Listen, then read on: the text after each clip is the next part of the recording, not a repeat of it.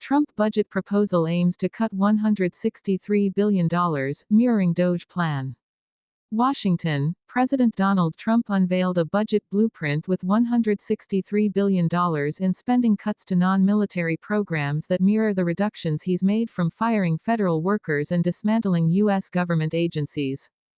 The proposed cuts for the next fiscal year starting October 1 would represent a 22.6% reduction from current spending and span an array of programs dealing with the environment, education, foreign aid and health care.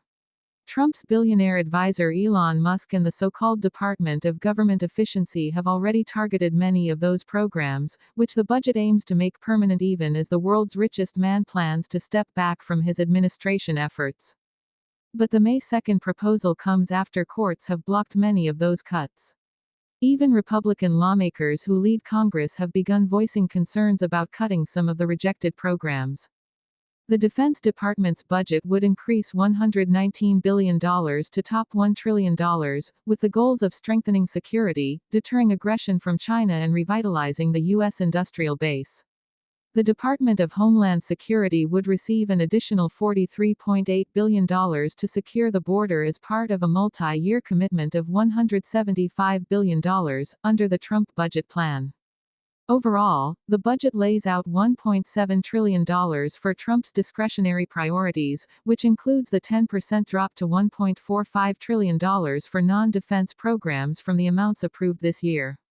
But the figures are proposals rather than set in stone for the next fiscal year starting October 1. Congress will determine spending levels, which Trump so far has treated as ceilings rather than requirements, during debates that could last until the end of the year.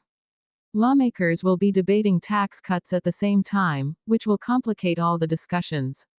Trump has proposed extending tax cuts from his first administration, which would otherwise expire at the end of the year, and a slew of new proposals costing trillions more dollars, such as no longer taxing Social Security benefits or tips on service jobs.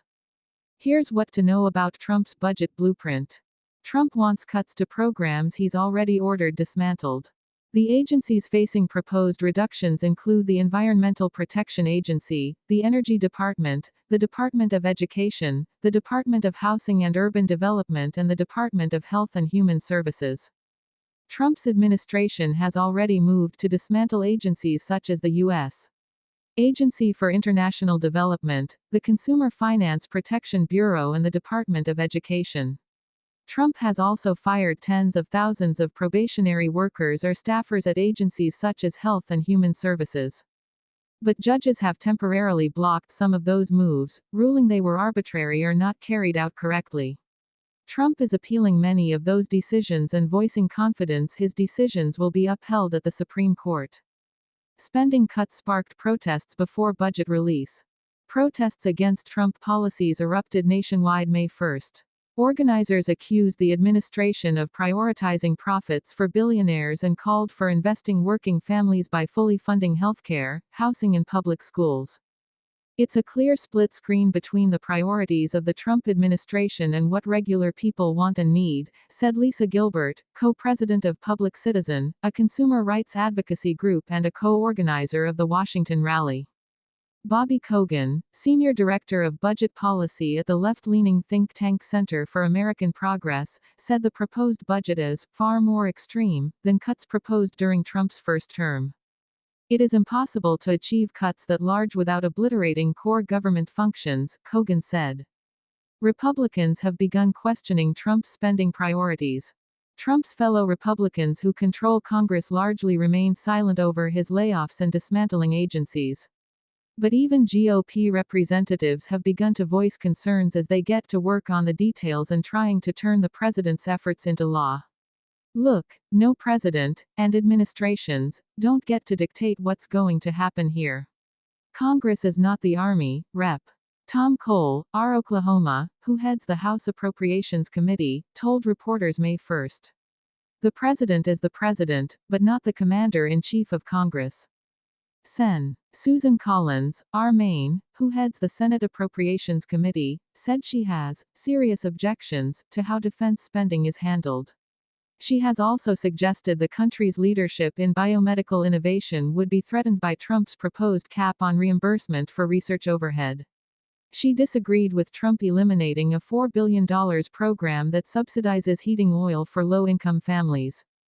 Ultimately, it is Congress that holds the power of the purse, Collins said in a statement. Trump said he would propose a military budget of more than $1 trillion, but through a parliamentary maneuver that defense supporters said would be a one-time infusion of funding that leaves the Defense Department losing funding compared to inflation. Tariffs on imports from nearly every country will help boost revenues and offset his plans to cut taxes, he said. The Senate deadlocked April 30 and failed to approve a resolution seeking to halt Trump's tariffs as the Commerce Department reported the economy shrank during the first 3 months of the year. 3 Republicans minus Collins and Sens. Lisa Murkowski of Alaska and Rand Paul of Kentucky minus sided with Democrats on the measure. The House narrowly approved a spending blueprint that aims to find $1.5 trillion in spending cuts before Trump released his proposal, despite the defections of 2 Republicans who joined Democrats in opposing the plan. Reps. Victoria Spartz, R. Indiana, and Thomas Massie, R. Kentucky, argued the resolution didn't cut spending enough. Here are some of the specific changes by agency. Defense Department. The head of the Armed Services Committee, Sen. Roger Wicker, R-Miss, criticized the budget over its approach to defense spending. Trump proposed to add $119 billion under a process called reconciliation, a parliamentary maneuver that allows the Senate to approve it with a straight majority rather than needing a 60% majority as with most contentious legislation.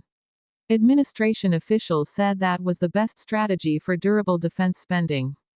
But Collins and Wicker said the administration is requesting the same $892.6 billion that it received in the current year, which would be a cut when considering inflation. The boost Trump is proposing would be a one-time supplement rather than a permanent boost in spending. Is not requesting a $1 trillion budget, Wicker said. This budget would decrease President Trump's military options and his negotiating leverage. Department of Homeland Security. The $43.8 billion increase for the Department of Homeland Security will fund Trump's mass deportation program, contribute to construction of a wall along the southern U.S. border and enhance security technology, according to the budget. Another goal is to boost security for hosting special events such as the 2026 World Cup that concludes in East Rutherford, New Jersey, and the 2028 Summer Olympics in Los Angeles. Education Department. Trump signed an executive order in March to abolish the Department of Education, but some of its programs are required to continue by statute. His budget would continue to dismantle the department while preserving funding for special education and Title I for schools with low-income families through block grants to the states, according to administration officials.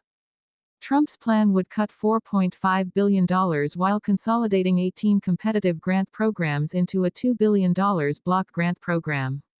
The cuts included $335 million for a preschool development program and $80 million for teacher grants that administration officials said were targeted for critical race theory, according to administration officials. Foreign aid. Trump already dismantled much of the U.S. Agency for International Development, whose remaining parts will become part of the State Department. As part of that move, Trump would cut $49 billion in foreign aid, including previous allocations that have not yet been spent, according to administration officials.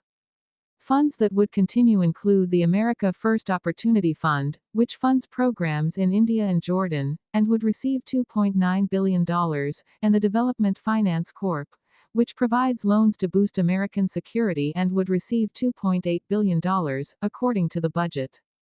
Department of Health and Human Services. Health and Human Services would suffer $33 billion in cuts, or a 26% decrease from current spending levels, after administration complaints about the response to the COVID-19 pandemic.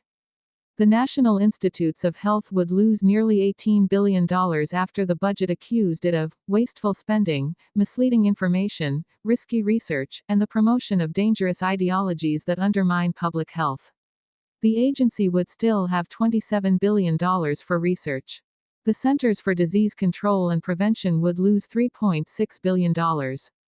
The budget eliminates agency programs it called duplicative or unnecessary, such as the National Center for Chronic Diseases Prevention and Health Promotion, the National Center for Environmental Health, the National Center for Injury Prevention and Control, the Global Health Center, Public Health Preparedness and Response, and the Preventive Health and Human Services Block Grant.